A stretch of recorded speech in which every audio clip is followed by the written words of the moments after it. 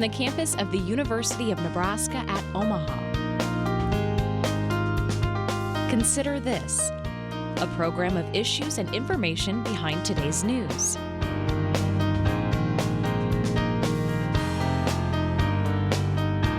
Help is needed fast. The U.S. economy lost more than 700,000 jobs in March. More than 6.6 million Americans filed for unemployment just last week. The economic toll the pandemic is taking on the country is stunning. It all happened really fast, and she said, tomorrow you're not going to be working. Amanda Shower is just one of nearly 10 million Americans now filing for unemployment. Retailers who are open, like Walmart, Costco, and Target, now limiting the number of shoppers allowed inside stores nationwide. This is an absolutely insane number of people, and it sure does hurt to see these numbers because I don't think they're going to let up anytime soon. Hi everyone, I'm Kathy Wyatt. Welcome to the second edition of a special weekly series on Consider This, COVID-19. Today's focus, business and jobs. Here to tell us more about it are David Brown. David is the president and CEO of the Greater Omaha Chamber, and Zoe Olson. Zoe is the executive director of the Nebraska Restaurant Association. Thank you both so much for being here and welcome. Thank you. David, I want to start with you. Technology certainly working in our favor today. You join us via Microsoft Teams. I understand that's the new norm for you. It seems like 2 weeks ago I had no idea how to use video chats, and now I spend my entire day either doing Teams or Zoom or GoToMeeting or WebEx or FaceTime, some tool that gets me face-to-face with people. Yeah, it's a really different world right now. Yeah, talk about the adjustment, David, that you have had to make in light of all of this. Well, on March 13th, our entire 70-person team went remote, and so we have an entire organization, the Chamber, that is operating now from home. And I think part of that challenge is that our job is to connect people and to help people solve problems and to help businesses solve problems. And so we've had to try and learn how to do that remotely using tools like this and the opportunity to meet with people, not just us who are operating from their homes, but every thousands of people out there that are having to do this now. So kind of the new normal is for us trying to get face-to-face with people rather than just doing it over a telephone call. It just makes a big difference to be able to still have humanity in front of you while you're trying to transact business. Yeah, David, how are people responding to this change? Are they pretty open to it? Have you hit a lot of glitches? What's been the general reaction? You know, it's actually been very, very positive. I think people were afraid about having to transact their entire lives just on telephone.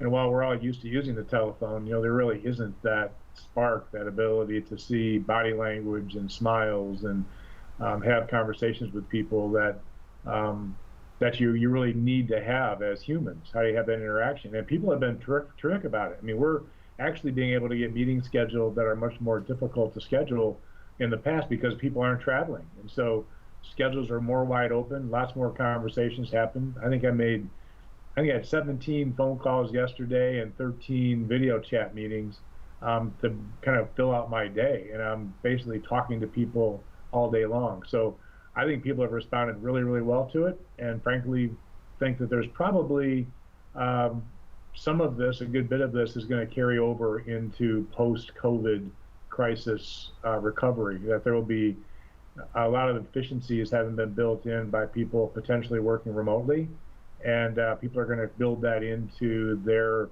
toolkit as we move forward out of this mess that we're in. Yeah, and David, how are you doing? You've been with the Chamber, you know, it seems like forever. You've done business a certain way, and a lot of business. I mean, it's the Greater Omaha Chamber, but you guys are all over the place. And for you to be spearheading this whole organization and doing it so differently, how are you holding up through all of this? You know, I'm doing great. Of course, I'm paid to be an optimist, and there's that optimistic streak kind of runs in my DNA too. So while we're in the middle of trying to deal with this challenge, my mind immediately started thinking about what does recovery look like. Yeah. And how do we keep people engaged in the process of working through this, but also thinking about what it's going to look like when we come out the other end. So I'm doing great. I love the strategic work. I love working with people. I love problem solving, but mostly I love to just lead, and help leading our group of 70 people they're a remarkable team who have jumped up in every circumstance here to do what needs to be done. And frankly, every company leader that I talk to, and every elected official that I talk to, have all stood up to this challenge too. So I think in typical Omaha fashion, we have continued to rise above and figure out the best way to deal with challenges as we face them, and then think about what's going to happen as we start through the recovery process. Okay, let's talk about those businesses with whom you're dealing right now, those that are still up and running. David, talk to us about what that looks like. Well, we have a large number of what are being called essential service companies, companies that keep food on our tables, that keep food showing up in stores, that keep the lights on, that keep the gas going, that keep the water running, that provide medical services. There's a long list of companies that are in the business of making sure that the world keeps turning in spite of the medical challenges that are being faced out there. So those companies are trying to do two things. How do we keep providing these essential services while at the same time protect the health and welfare of their employees and their employees' families? That's a really delicate balance, because some of these companies are, say, in a manufacturing world, still producing product that needs to be produced. Manufacturing environments are not necessarily, don't lend themselves to these 6-foot social distancing criteria. They're trying to all figure out, how do we do that kind of important work, but do it in a safe way for our employees. So those folks are really challenged. The folks that I really am concerned about are the folks that basically have had to close their doors out of no fault of their own, where they don't have, they're not good financial managers, it's not they don't have good product, that they don't have loyal customers. It's just that they have to close the doors because they can't have their people functioning in an environment where social distancing is a requirement. And so, we're working with as many of those as we can to make sure they have access to all the resources that are now coming out of the federal government and the state government. But those are the ones you worry about, because there's thousands of small businesses out there that frankly can't do business because of the environment that we're in, and we can't afford to have those businesses not survive. So it's important that we keep them going as long as we possibly can, and that we provide whatever services we can to help them do that. So David, how would you then sum up Nebraska's business climate right now, given everything that you've just said? Well, the business climate isn't any different than it was before. The business opportunities are far different. But I think right now, people are trying to figure out their new normal for a short amount of time, and then what the new normal will look like in the future, and how you bridge those two things together. I think that's what business climate right now is all about. How do you bridge what you are to what you will be? How do we survive long enough as businesses that we know that we can keep our employees safe and paid, and how do we then come out the other end in a way that we know will be successful for all of us? So I think that's what business climate is these days. It's not about where we rank in taxes any longer. It's not how we rank in a regulatory environment. It's how nimble government can be to provide the services and the changes that are necessary, and how nimble businesses can be to access as many resources as they can to keep their doors open and their employees paid. Yeah, David, one of the biggest questions right now people are asking is, how much worse does it get before it does start to turn and get better? Do you have thoughts on that? Every day we look to our healthcare professionals to answer that question. I watch the president's news conferences every day, and I'll bet that question comes up 100 times during his conferences every day. And I think it just comes down to this. We've been told consistently that Nebraska is probably a couple of weeks behind the coasts in the country, the large cities. And so if you think about it, we're probably looking at not really seeing the peak of all of this. If all of the numbers we see are true and the reports we get are true, end of the month, by the time we see the peak and we start going down the other side. Now, one hopes that we get it done sooner than that. And I think, frankly, Omaha and Nebraska have done really well in paying attention to social distancing. Kathy, I think our big challenge is that we need to make sure people don't get tired of the social distancing and tired of being cramped in their homes, and that they just go out and start acting foolishly. I think there's a point where we've got to stay the course. People have to realize that if they're being safe for themselves, they're also being safe for others. And if we do this work that the health department and the governor and the mayor have continued to talk to us about, and we continue to listen to healthcare providers, that this will be over sooner rather than later.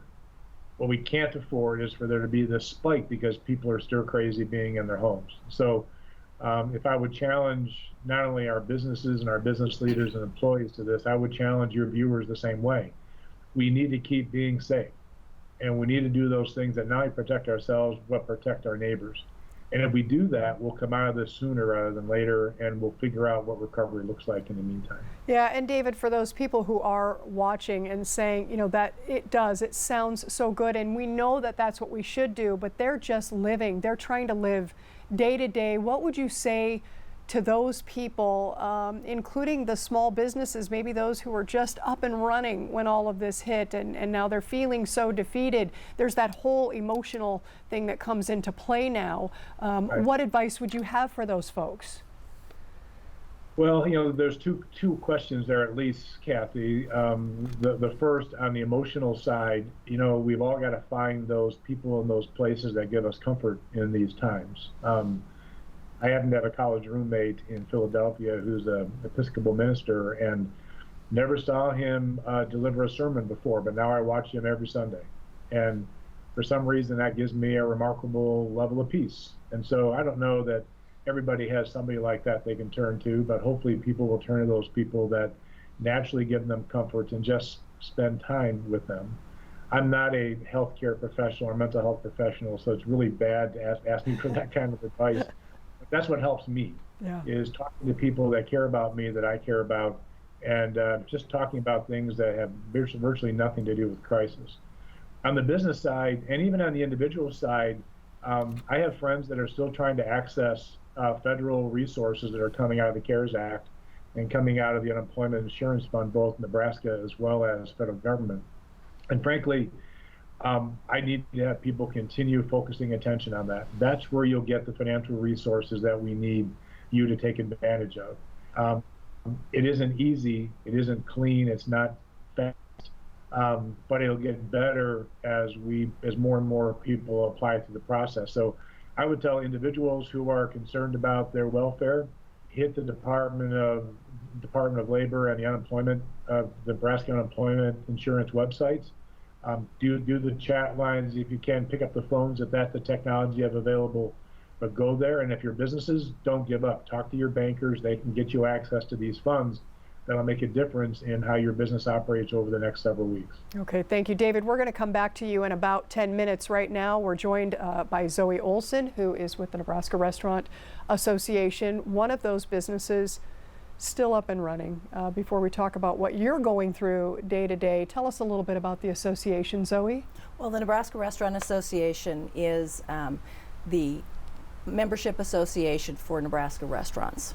We also operate a hospitality educational foundation. So we operate the ProStart training in the high schools and community colleges and with the University of Nebraska.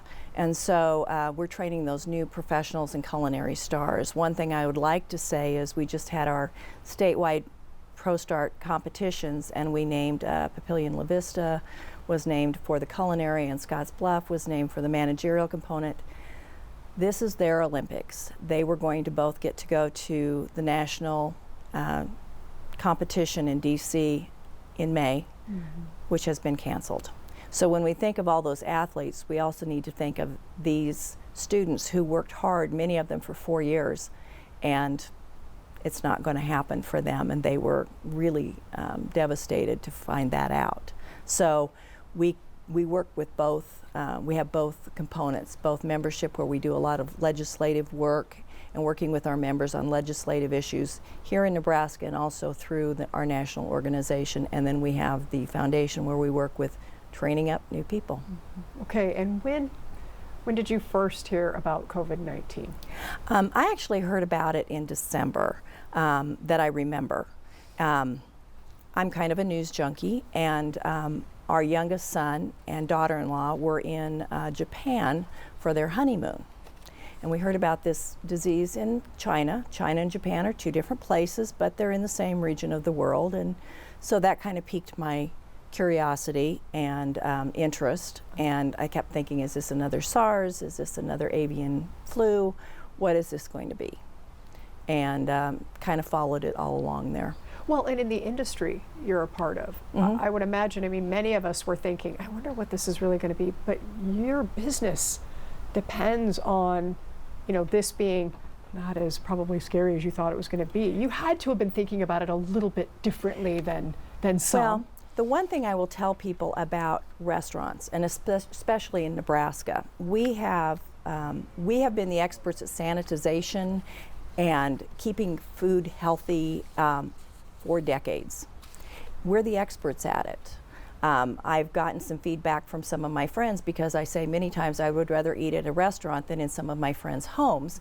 But then I qualify that by saying, you know, restaurants have hand washing sinks. We don't wash our hands in our kitchen sinks in restaurants. We have 3 compartment sinks where we wash, rinse, sanitize. I haven't seen one of my friends bleach off their tables every time after somebody sits down and eat, but I know that in restaurants that happens. We have, you know, glove regulations. We have training constantly throughout the state where people train, they get licensed or certified, they retrain, they get recertified. This happens all the time. So I thought about how it was going to impact our, possibly, if it got here. I think like most people, or many people, I felt like maybe it wouldn't get here, that we would be ahead of this. We're the United States. We're going to have a plan, and it's not going to be as bad here as it is other places. So how did it shake out in your world, Zoe? Well, it's been a rolling thing. So kind of started seeing some things in February. In March, it really got hard. We started having the DHMs from the directed health measures from the governor. Started in Omaha, moved to Lincoln the day before St. Patrick's Day. I had a pub owner call me and say, seriously, no St. Patrick's Day gatherings of over 10 people. I have $20,000 worth of food in my restaurant coolers. What do I do? I said, carry out. You can carry out. You can have 10 people in, but they're going to have to carry out the rest. So the national organization did a survey of all the restaurants in the country, or offered this survey, and in Nebraska, and then they sent us individual results for states. And in Nebraska, we lost an estimated $88 million in sales and more than 24,000 jobs from March 1st through March 22nd in Nebraska. And that's out of about 96,900 jobs in our industry in Nebraska. So, and about $3.3 billion in sales annually. So that's a huge hit. A little good news was I got a study out, I think yesterday, that said Nebraska per capita is number 2 in carryout meals, which, since the whole state is now under carryout or takeout or drive-through orders for restaurants, that's good news because that's the one thing I know about Nebraska. We support our family, our friends, our neighbors, our communities, and that's who the owners of these restaurants and the people who work there are. They're our families, they're our friends, they're our community members, they're our colleagues, and we look out for them. What would you say to the people watching who have lost their jobs, specifically in this industry, as a result of COVID-19? And of course, they're all coming from different places, right, in their journeys, but what would your advice be to them? We want our employees back. They're trained employees, they're professionals. So for those who have lost, yes, please apply for unemployment, but we've also had other industries reach out to us. the healthcare industry reached out to us and said, please, if you have people that would like to get the short certification so they can work in healthcare facilities, we can do that. And we only want them temporarily. The grocery stores said, we need staff to stock shelves. Mm-hmm. We only want them temporarily. So that would be a good way to, if you feel like you want to keep working and you don't want to take the unemployment, there are options out there. And certainly unemployment is not a magic fix. It's not going to get you the pay that you were having. So this is, we're working with other industries to say, maybe we can backfill here, because we are a huge employer in Nebraska. Yeah, and there are people, Zoe, and that's great advice, who are watching, and maybe they're a little bit reluctant, maybe even a little fearful to enter into another realm, especially right now being surrounded by such uncertainty. Mm-hmm. What would you say to the person who's always done it this way, and now we're asking them to maybe go to a grocery store, or maybe go to a healthcare provider? How would you talk to them about that? Probably like I'd talk to anybody. If we've always done it this way, that's just a really bad mantra in my world. I'm very optimistic, as David is. Yeah. I'm not a Pollyanna, but I do always see the positive. And try something different. Spread your wings, do something different, and we'll get through this together. I mean, I know we're all saying that, but we really will. Get through this together. One of the things we're hearing quite a bit about these days, and David mentioned it too, the essential personnel. Mm-hmm. What does that mean in the restaurant business? Who are those people who are still going into work and doing what they need to get done? Well, those are the people that work in the restaurants, the people that you see every day when you go in. So in our survey that we had in March, we had 90% of our restaurants that responded said they had laid off employees. Another 35% of the ones that hadn't said they expected to take that action in the next month. But they reduced the number, they're starting with maybe reducing the number of hours that people work. So essential personnel are the people that cook the food, that take your money as you go through the drive-through or the carry-out. Just the people that work there anyway. Restaurants operate on a very lean margin anyway, very slim margin.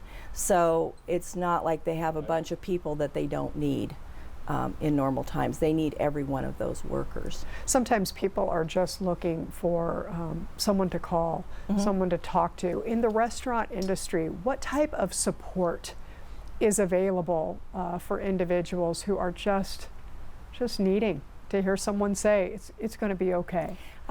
Our phones ring all the time. While I've been sitting here, my phone has been ringing because I have the office phone forwarded to my cell phone right now. We're a very small staff, so I have the office phone forwarded here, and we get those calls.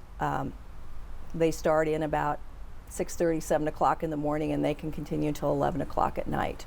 What do I do? What do I do?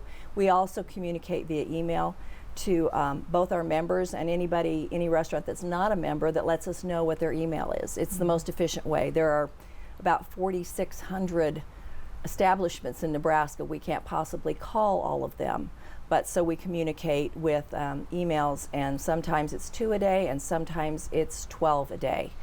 In the beginning of this, it was literally almost every hour of the day we were sending out for about 12 hours, we were sending out emails to people saying this is what's coming. As David mentioned, the CARES Act, there are a lot of questions around that. And so we are constantly answering those questions. What does this mean? What do I do? Fielding complaints like this Small Business Administration link went down. What do I do? Get on at night. Don't try it during the day, because the entire country is hurting. Mm-hmm. We're a part of that. So, set your alarm and get up at 1 in the morning and fill that paperwork out. So we're doing things like that, and sometimes just listening, and being that voice on the other end that says, okay, what can we do? Yes.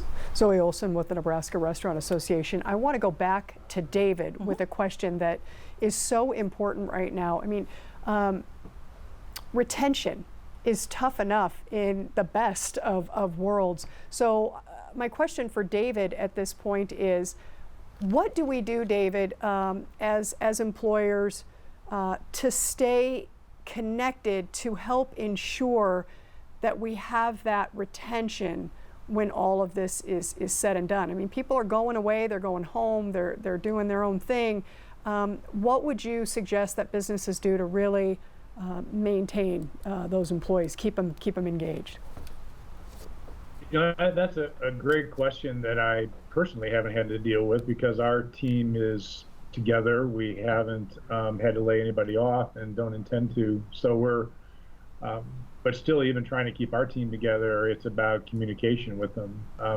There's nothing worse than a void of information, because somebody will fill that void with whatever source they might have. So I'd recommend to all of our members who have had to either go remotely with their teams or have had to lay people off and furlough them, that the more information you can give them about what's happening and how things are going to move forward, the better off they will be, and the more appreciative they'll be as employees. I mean, people really don't want to change jobs. I mean, they usually change jobs if they don't like the environment that they're operating in. But if they're employees and they're happy with where they're working, they want to go back to those same employers. They want us to get some normalcy back again. So I'd suggest communication. The more your employees know what's happening, the more likely they're going to want to come back when the door is open again. David, we have just 1 minute for this question. Technology is a big piece of this right now, and there are some people going, but I don't know anything about that. Do you have a way to point, a direction for them to go? And again, just 30 seconds here.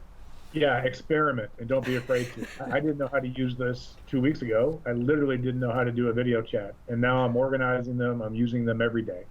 I think you just got to be willing to kind of take that next step and experiment. Talk to your kids. They know how to do this. I didn't, but my kids taught me how to do it. So I would just say reach out to anybody you think might know and use it, because it's going to be the new norm as we come out of this. Okay. All right. So for folks wanting more information, we do have a couple of websites that we want to put up for our viewers in the event that you want to learn more about what we've been discussing today. There is the cdc.gov. There's dol.ne.gov, omahachamber.org, and nebraska-dining.org. I want to thank our guests today for joining us. David Brown, I believe, is our first remote guest ever on this program. I want to thank him with the Chamber, and of course Zoe Olson with the Nebraska Restaurant Association. Thank you so much for being here and for doing what you're doing, especially in the midst of all of this. We wish you the best. Thank you all for watching. We'll see you next week. Consider This is an issues and information program produced by UNO Television. More information and program archives can be found at netnebraska.org/considerthis. If you'd like to share your comments about this program, call UNO Television at 402-554-2516 during regular business hours, or send an email to cwyatt@unomaha.edu.